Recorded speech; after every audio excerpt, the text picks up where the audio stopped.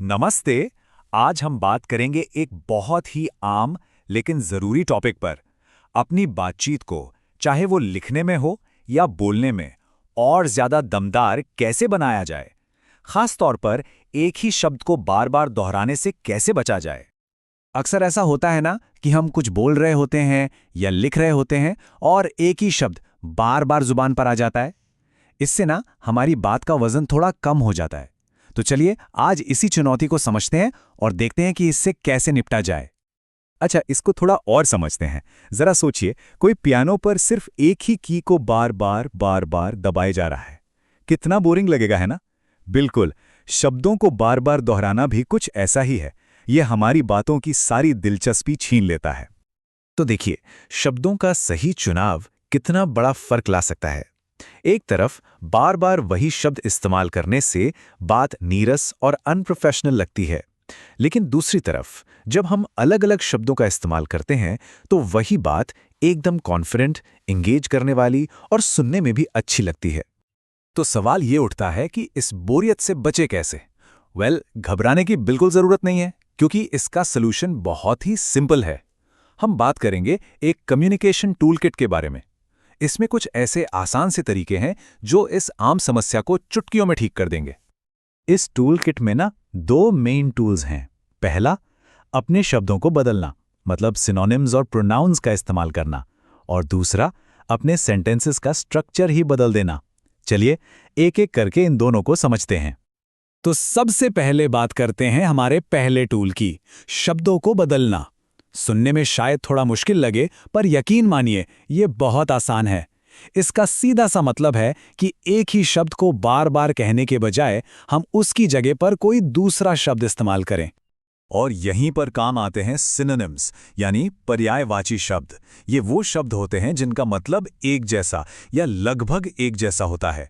और जब अपनी भाषा को इंटरेस्टिंग बनाना हो तो ये हमारे सबसे अच्छे दोस्त साबित होते हैं।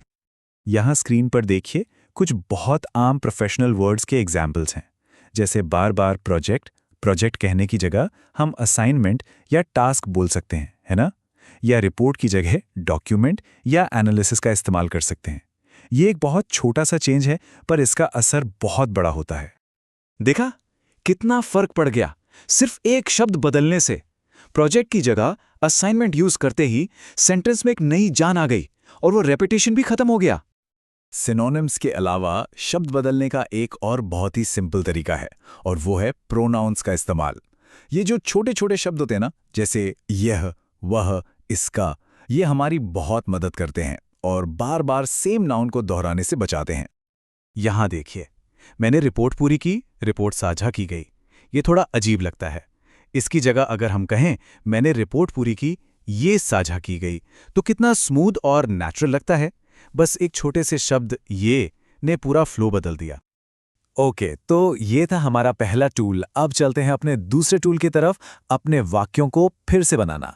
इसमें हम सिर्फ शब्द नहीं बदलते, बल्कि पूरे सेंटेंस के स्ट्रक्चर को ही बदल देते हैं, ताकि रेपिटेशन की गुंजाइश ही न रहे। इसके भी दो आसान तरीके हैं। पहला, रिलेटेड आइडियाज को एक ही सेंटेंस में मिला देना, और दूसरा, किसी नाउन को एक स्ट्रॉन्ग एक्शन वर्ब में बदल देना। इससे सेंटेंस में ज्यादा पावर आ जाती है। जैसे ये दो सेंटेंस देखिए। टीम ने प्रोजेक्ट पूरा किया, टीम ने बाद में जश्न मनाया। अब टीम शब्द दो बार आ रहा है। हम इन दोनों को जोड़कर कह सकते हैं, टीम ने प्रोजेक्ट पूरा किया और बाद में जश्न मनाया। देखा कितना छोटा और असरदार हो गया। और ये तरीका तो मेरा फेवरेट है। मैंने एक एनालिसिस किया कहने के बजाय हम कह सकते हैं मैंने डेटा को एनालाइज किया। यहां हमने एनालिसिस, जो कि एक नाउन है, उसे एनालाइज किया, यानी एक वर्ब में बदल दिया। इससे सेंटेंस ज्यादा एक्टिव और पावरफुल लगता है। ठीक है, तो अब जब हमने इन दोनों टूल्स के बारे में सीख लिया है, तो क्यों ना एक छोटा सा टेस्ट हो जाए। चलिए एक छोटी सी चुनौती लेते हैं, ये देखने के लिए कि हमने कितना समझा। तो चलेंगे। इस सेंटेंस को देखिए, मैंने प्रोजेक्ट को संभाला। प्रोजेक्ट में टीम वर्क की आवश्यकता थी। सोचिए, इसे बेहतर बनाने के लिए क्या किया जा सकता है। क्या कोई शब्द बदलेंगे या सेंटेंस का स्ट्रक्चर बदलेंगे? सोच लिया? बढ़िया। एक अच्छा तरीका ये हो सकता है, मैंने प्रोजेक्ट को संभाला जिसमें टीम वर्क की आवश्यकता थी। यहाँ हमने दोनों सेंटेंसेस को जोड़ दिया, जिससे प्रोजेक्ट शब्द का रिपीटिशन भी खत्म हो गया और बात ज्यादा स्मूथली कही गई।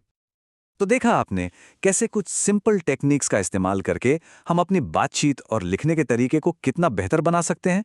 चलिए आज के मेन पॉइंट्स को एक बार जल्दी से रिकैप कर लेते हैं। तो 3 जरूरी बातें हैं जो याद रखनी है। पहला, सिनोनिम्स और प्रोनाउंस का इस्तेमाल करें। दूसरा, सेंटेंस का स्ट्रक्चर बदलें, मतलब छोटे-छोटे आइडियाज को एक साथ मिला दें। और तीसरा, जहां भी हो सके नाउन्स को स्ट्रॉन्ग वर्ब्स में बदल दें। बस ये आपके कम्युनिकेशन टूलकिट के सबसे पावरफुल टूल्स हैं। इसे याद रखने का एक और मजेदार तरीका है, सोचिए एक खाना बनाने जैसा है। अलग-अलग शब्द उन मसालों की तरह हैं जो किसी भी डिश को टेस्टी और इंटरेस्टिंग बना देते हैं। उनके बिना सब कुछ फीका-फीका लगता है। और आखिर में बस ये एक बात याद रखिएगा, बार-बार दोहराए गए शब्द एक खाली कमरे में गूंज की तरह होते हैं। वहीं अलग-अलग तरह के शब्द एक साफ और मजबूत आवाज की तरह होते हैं जो भीड़ में भी अलग सुनाई देती है। तो अगली बार जब कुछ कहें या लिखें तो अपनी आवाज को एक गूंज नहीं बल्कि एक पहचान बनाएं।